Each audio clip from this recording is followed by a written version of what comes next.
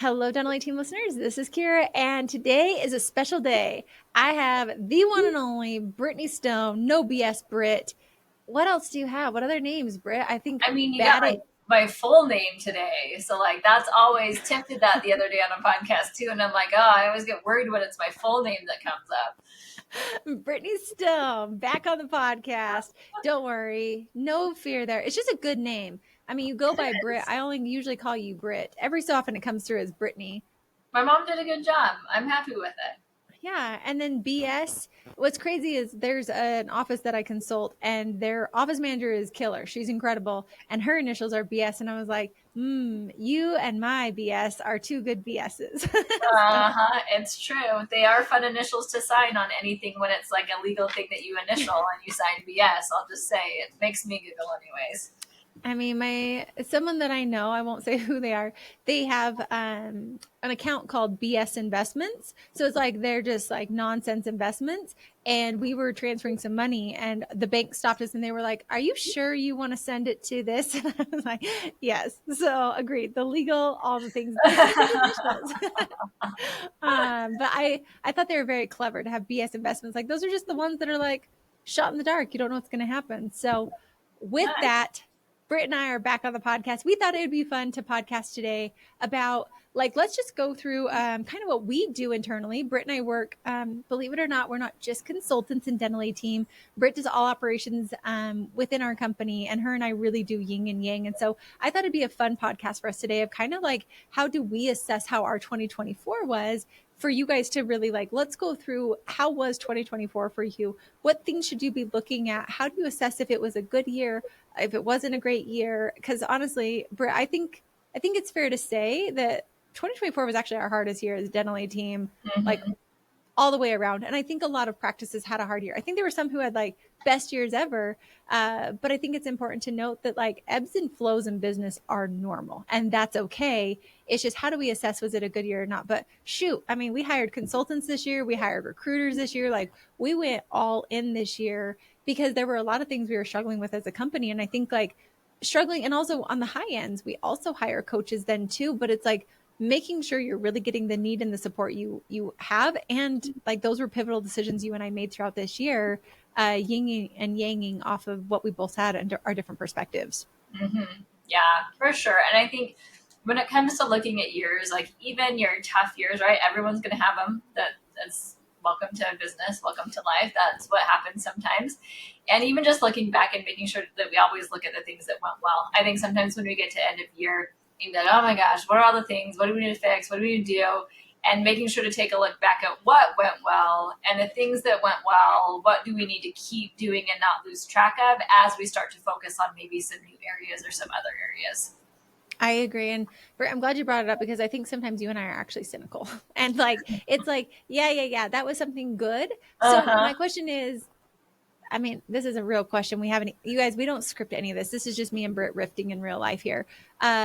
But how do you not just like get complacent and be like, yeah, that was great, but we need to fix all these things? Like, how do you really celebrate the good things going on and not lose sight of those? I don't know. Like I said, this is a rift. You and I have never really talked about this in real life. No, I think it takes effort. That's why like I try to keep it top of mind because it's like more a reminder for me than anyone and anyone else out there that's like me, that like we struggle to look for the things that did go well or the things that are going well. So it's making the conscious effort to find those things that went well and like acknowledge them. Because yes, I agree. Like I can very easily that I'm like, oh yeah, or like not take credit for like certain personality types, right? Like I'm like, yeah, it's like sure, and like move on to the next thing. But I think everyone can benefit, myself included, from practicing and becoming better at accepting the things that did go well and accepting the accomplishments. I actually love that perspective. It makes me think back. Like I started doing this little exercise where they say to do a celebration at the end of every week. So you literally look back on your week and you write an entire paragraph of the celebrations, of the great things that happened for that week before you go in and start planning your next week. And I thought it was stupid. Like, Britt, I skipped it for quite some time. I was like, I know better than you. That's just a waste of time.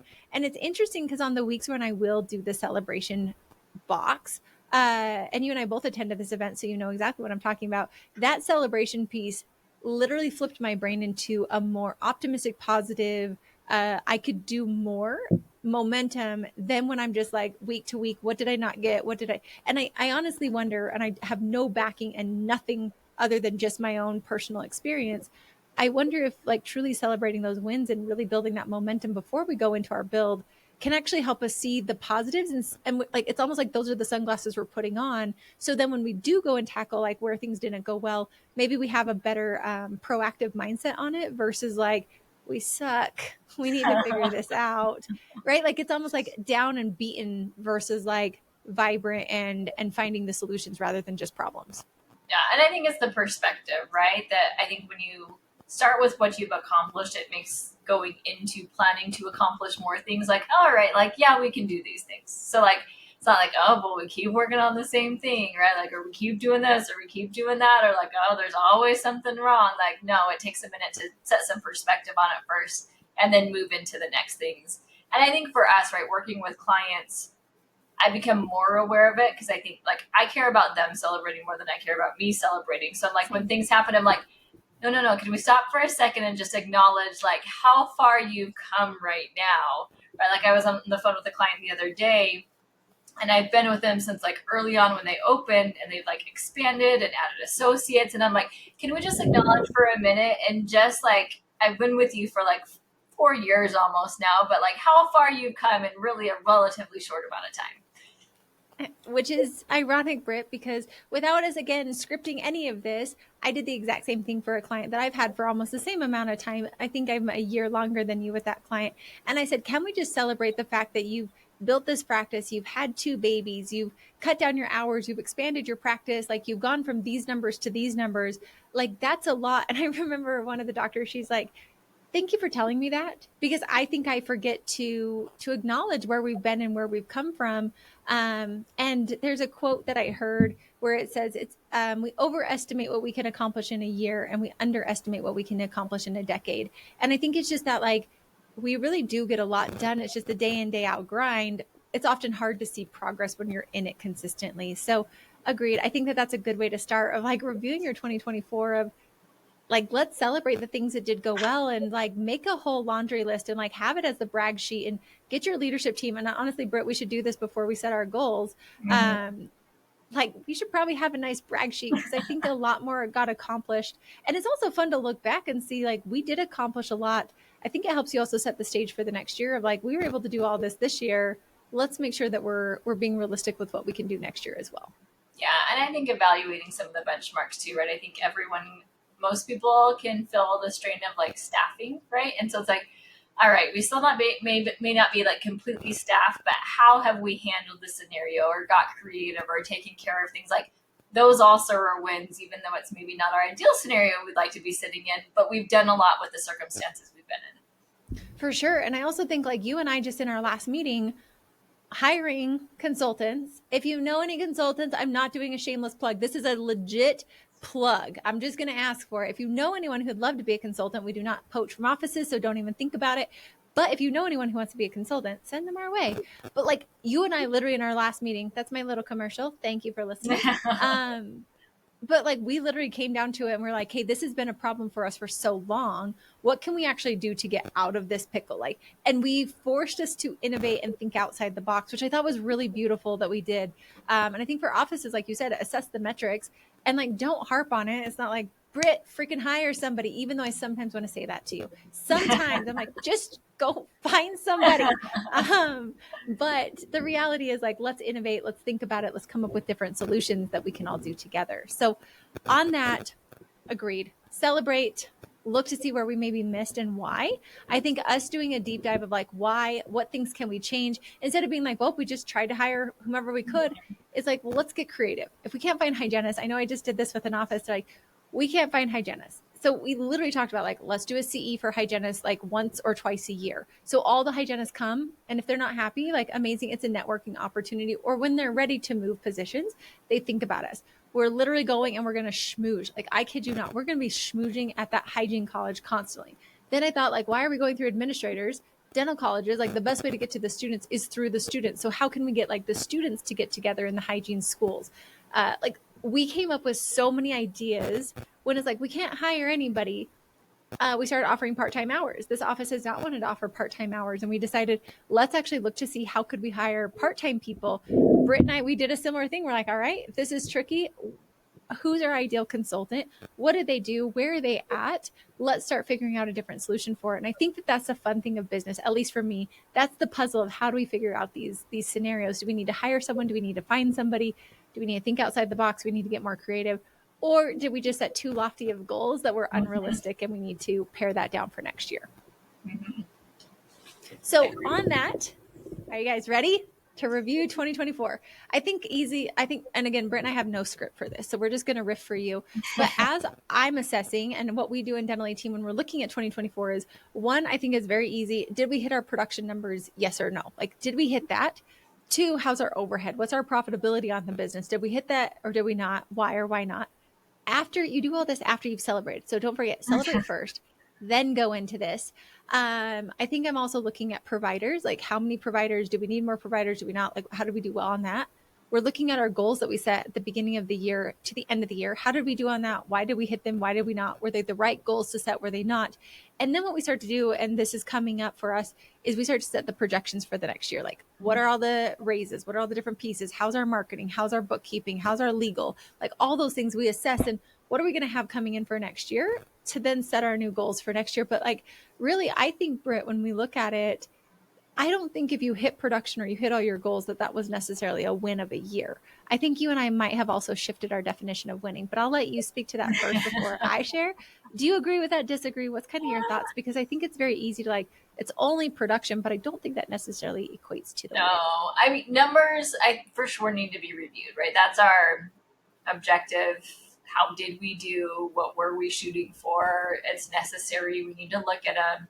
And especially knowing we have hard, fast costs and expenses, right? Things that need to be covered. So those for sure. And then I think the rest of it is a lot more, I don't know, systems, team, soft skill kind of things almost of like, all right, take a look at what are all of our departments? How are all of our departments doing? What's going well in those departments? What's not going well in those departments? And looking at, right, business-wise, big picture things. But numbers are part of it, and I agree. A lot of the other things have to do with our experience for our patients and our experience for our team, honestly, right? Because that's what systems build. It builds experiences for everybody. Mm-hmm. And I'm so glad you said that because I agree. Like, I think there's the data, the metrics. So the numbers, how do we do? Then how are our systems? How's our team? How are all the different departments? How's our marketing ROI? Like looking at that P&L to see is all the amount of money we're outputting actually getting the ROI that we're needing. But I think you and I asked each other, like really, I think telling questions throughout the year of, are we happy doing what we're doing? And like for me, I got to a spot of like, I love my clients, but I am not happy day in and day out. And I remember, gosh, Britt, this was a few months ago. I don't know if you remember, you're like, I'm not happy and you're not happy. Like, that's why you're no BS Britt. You will never like let me off the hook. Do you remember that conversation? I think I remember that. And because it's like, that's not the way it has to be. I think like that was the cut, like, right, we're not. So like, it doesn't have to be that way. So what do we need to do to make it not that way? Which I probably should have finished the statement. Like, agreed. You came to it of like, you're not happy. I'm not happy. Like we're pulling all the weight of this. And if we're not happy, what's causing this unhappiness and what do we need to do to change it? And what was interesting is when we had that conversation, we realized that the vision we had set a few years ago of our company was actually the wrong vision that we had.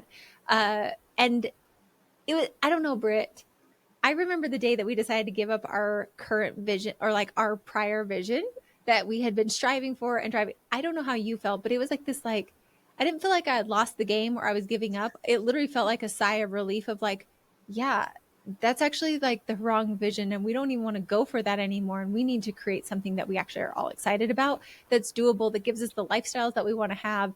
I don't know how you felt, but it was one of like I said, one of the hardest years to say like, well, shoot, our North Star, we don't even want to go after anymore. We need to find a new North Star. But also it was so liberating to have those honest conversations with each other as well. Mm-hmm. And I think that's end of year, right? And going through and reviewing some of these things and even in some of the soft stuff of like, there's definitely a personal check-in too, I think, and especially for leadership, right? Because leadership shapes everybody else. So I have no doubt, I know it, right? The rest of our team feels it too. If we're being impacted, they're 100% being impacted by it. And that's not what any of us want. So what do we need to shift, change, work on, maybe reassess or reset on what we're shooting after and focus on to make things better, right? And that's, like you said, it's not necessarily like money dollar better. That always has to be there. Don't get me wrong. Profitability always has to be there. But are there other things that we can do that we're not having to push for something that we're not really behind? Exactly. And I think that that's where end of year is such a good check-in. So like, how did our numbers shake? How are our metrics? How are all of our KPIs? How did our quarters go? Were we on track? Were we off track?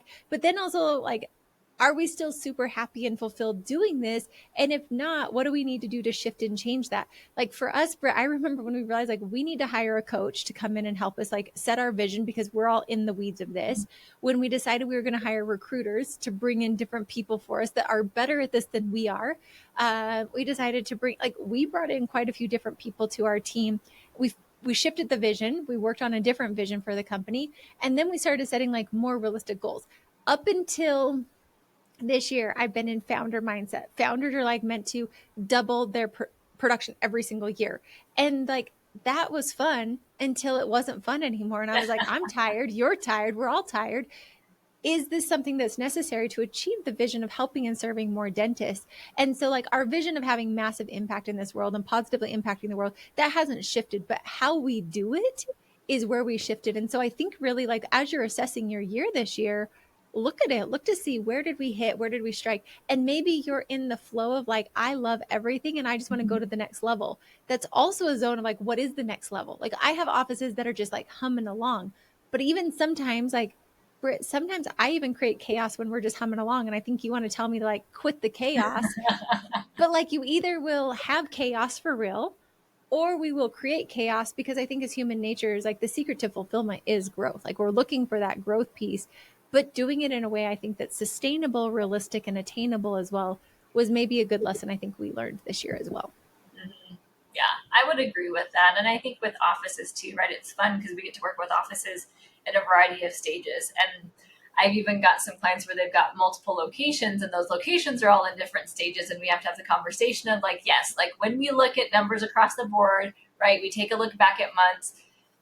We've got to acknowledge there are standards, but you're like, we have like a baby phase and like a teenage phase and an adult phase. And the issues or struggles are going to be very different. And the successes are going to look a little bit different in all of those stages. And that's okay.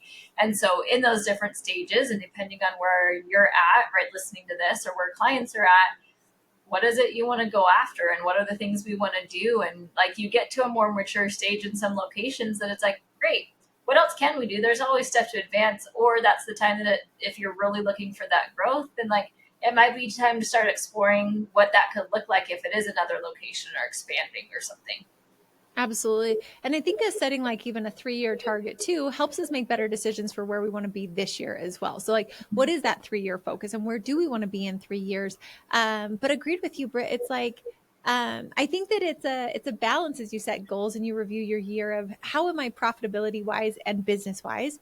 How am I as a clinician and our dentistry? And then how am I on my personal fulfillment and team fulfillment? Where are we at? And I think when you look at those 3 different metrics, but I also think it's important, and I don't know, but I'm super curious on your intake or insights on this. Like, what happens when you see you've got a gap and we're like, all right, I look at it and I know our numbers are not where they want to be. I know my clinical dentistry is incredible. I would love to learn like another CE and like fulfillment wise, like I'm good, but I'd like to take a few more vacations for the year. Like, I think sometimes we see the gap, but we don't actually know like how do we get to the other side of that gap. So do you have any like tactical, practical ideas for offices when they're in that boat of how to get to the other side of that gap? Honestly, I think that's where like community you're looking outside. Sometimes it's really hard to see how to jump that gap when one, I've never seen it done before, right? I'm just sitting so silent that I'm doing everything that I know how to do and I just genuinely don't know a different way to do it. And so getting that insight from other people, connecting with a group, seeing what can be done, I think is probably one of the best ways of like reaching outside of yourself or asking for some help to be able to see like how can we get through that gap. and what aligns with you on the way to make up that gap. Mm-hmm. And I think like I'll piggyback on that of agreed. Like someone's done it. Success leaves clues. So let's find someone who's done it and done it successfully and like have them help us. So whether that's a coach, whether that's a mentor, whether that's books. But I also think, Britt, there's something to be said. And you and I really had, I wouldn't say a tug of war, because I think we were both on the same side of the rope. It was just like, where do we put the spend? Because we were looking at costs and we're like, okay, does it make sense to spend this for X result? Or does it make sense for us to DIY it? And so how do you, this is a real question. I'm so curious. I'll tell you how I do it. But like, how do you decide when it's worth it to spend the money versus when it's like worth it to DIY and invest it on your team and on the resources that you already have? I mean, I think it depends on how fast you want to go, right? I really do genuinely think that, because it's like, sure, we can try it. And if it doesn't work, then of course, like we need to go get some outside help. If I want it to get done faster, then all right, like maybe I just go for the help now right away. And I'm going to get there a little faster than maybe potentially failing forward, learning from it, but still taking that time to fail. So I think that's my honest answer is I think it depends on how fast you want to go and what makes sense. What can you afford? Yeah, I would agree with you. And I think also investing in things that are going to generate you money. Like a decision we have is on a recruiter to hire us this like amazing customer success, sales, and biz dev. Like it's a very unicorn position. And we have been trying for what, a year to hire this position. Mm-hmm. And so when we look at that, I know for us, I also look at like, how long have I been in this pickle of an issue? And how long am I willing to continue? Like when we had the realization of it's been a year, we're like, all right, we've clearly run the experiment. We're not great at this. We need help. And also like when we invest in things, like when I invest in consulting and like we hired somebody to help us do our vision and build out the pieces, like I knew that yes, that cost was going to be high, but my ROI on the other side of it was going to be exponential. So I like to invest in things that are going to help me, like hiring a recruiter that's going to hire a key player for us. Yes, it's an initial upfront cost, but that key player should generate exponential revenue for us long term as well. And so I think when you look at the dials like that too, how fast do you want to go? How long has this been a pain point for you? And then also like, is it a passion for you too? Because I think like Britt, you and I will sometimes DIY when I'm like, do you want to do this? Because I don't want to do this. Like, True. and maybe we do it for 2 months, 3 months. But I think like knowing that also, I think putting the deadline on yourself, we had the deadline for us with this person. Like we said, we're going to give it a month. We're going to try our best. We're going to do all these different pieces. We've got all these pieces in play. And if it doesn't work, then we're going to execute on this decision. But I don't know. I feel, Britt, so many people stay too long in the DIY phase when if they would just hire the help or like bring on the different pieces, it feels scary to spend the money. But I think like the more you can realize, like, I guess it's just ROI. And I don't know how to even help people get more comfortable with that. But I think I've learned over the years, like I sometimes actually waste so much money DIYing where if I would just take like, just have the gumption and the like kahunas to do it, like we'd be so much better off for it. And so I think that that's also a skill as you go through. But then there's other people like, I think you and I would look at our clients execute, they take the risks. And I think because they take the risks and they execute consistently, that's why they have insane growth. Like our clients' numbers are like doubling. And like one of my favorite offices, in 3 years, we've gone from 2 million to almost 6 million, like huge ROI on that. But then we have other clients that just don't want to execute and implement, like even if they have the help to do it. So how do you assess yourself on that? I think would be a good question I would ask. Yeah, and I think it's cost, and I think assessing yourself, because I'll own it, right? On some of those things, it's ego, because I'm like, no, I can do it, right? Like I should be able to fix this. I should be able to do it. I can do it. And so it's feels like failure, even though it's not. That's my story. I'm telling myself it's failure, but there's nothing out there that says I can't get some help. And I do, like, in the end, genuinely believe, right? I want to surround myself with people who are ultimately better at everything than me, because that means I'm only going to grow and get better. So kind of letting go of that, assessing yourself, like, am I ready to let go of that ego? Be ready to accept the help. Be ready to, like, not see it as failure, but see it as growth. And if so, then, like, take the jump and make the move. Absolutely. And I think you and I, there's always going to be more things that we want to spend money on than we necessarily have the funds for. I think something we did really well this year as we moved through our business was we assessed of all of our spend of has that person that we're going to spend on done what we're asking for and have they done it successfully before versus like a hope and a wish like, hey, we heard like we really vetted a lot of companies this year and a lot of different people before we made this spend of can they do it. But I think something we also did well is like shoot, we jumped in with both feet and we're like, we're going to make this work no matter what. And we will get the ROI. And I think that's half of like whatever you spend in life, a lot of it comes down to you too. And I think for us, the pain point or the way out was greater than sitting in it for longer. And maybe it's just the time we're in. But I think like as business owners and as teams, the more consistently you can get yourself out of the pickle, the quicker you can do it. Like more is lost through indecision than a wrong decision. So like just execute because you're going to learn faster than sitting there waffling.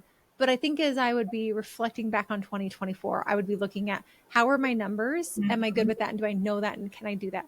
How's my clinical dentistry? And am I good? And do I need help there? And then how's like my happiness, life fulfillment? And then what are the gaps within all of them? And also like assessing our teams and our practice. What are the gaps? Who can get me to the solution the fastest? And then just make the decision and move forward with it. Because I think so many practices could have so much help and have so much happier lives and less stress, but they just sit in it for so long, ourselves included. Like, but yeah, I actually do think it's a muscle that you learn to develop. And I think the quicker you can learn to decide, make educated decisions and move forward, realizing like you're going to figure it out. And if you commit to it, you're going to find the way. I think you will have such better years and more success quicker. Probably goes to the book, like who, not how. Let's execute on these things and be really good at what we do well and hire experts to do the other parts. Yep. Agreed. Cool. Well, there you guys go. 2024. So I think I would look at it, I would review and really take this time to assess, see how your practice is, see how you're doing, see where you can raise the standard. And I think have someone like Britt in your corner as an owner where you can have the uncomfortable conversations, you can have the growth conversations, you know that you're both working hard to get to the business where it needs to go and then set deadlines and execute. But I don't think either of us regret our decisions to hire the people we hired this year, to make the spend. I think there was one that we'd both agree was a bust this year. Like if I could go back in time, I think you know exactly who that bust was. But hey, guess what? We learned from it and we learned what we won't do next time. So I still don't think it was a bust because we would never have learned otherwise. And we tried something and it didn't pan and we're going to try something the next time. And I'd say all of you do it. And if we can help be a part of that journey, we literally are experts who have been there, done that successfully. We get practices to be profitable. We implement the systems. We help the leadership teams. We implement within your practices. We teach you the systems and foundations. So that way you literally have someone who knows how to do it and you don't have to do it. And so if we can be a part of that, reach out, hello@thedentalliteam.com. Britt and I have success story after success story, like offices and lives that have been changed. And I think we're living proof of that ourselves as well. So reach out anytime. We're here to help you. Let's make 2025 your best year. So when you're looking back next year, you're looking at your profitability and you're saying, it's exactly what I wanted, if not better. My clinical dentistry is exactly where I want it to be, if not better. My practice is exactly where I want it to be, if not better. And my life and my happiness is where I want it to be. And it's only getting better. And I think that would be a beautiful goal to set for 2025. So Britt, any last thoughts you've got as we wrap up today? No, I think my only thing is always make sure to celebrate. Those of you who are doing awesome, rock on, keep it moving, keep going that direction. And those of you who look at this year and realize like, hey, maybe I could go quicker with some help. Like you said, that's what we're here for. So we're here to help support. Yeah. And we love it. Like we absolutely love it. We get so excited seeing our clients win. And it's so fun to celebrate them, to show the longevity of what they've had and to also give them the guidance and set realistic goals so they're not having to try and figure it out themselves. And as an owner, I think that's the greatest gift we can give you is you don't have to do this alone anymore. You don't have to try and have all the answers. You literally have resources at your fingertips who know how to do it very successfully. So Britt, thanks as always for being on the podcast. I love a good podcast with you. Agreed. Thanks for having me. Of course. And for all of you listening, thanks for listening. I'll catch you next time on the Dental Team Podcast.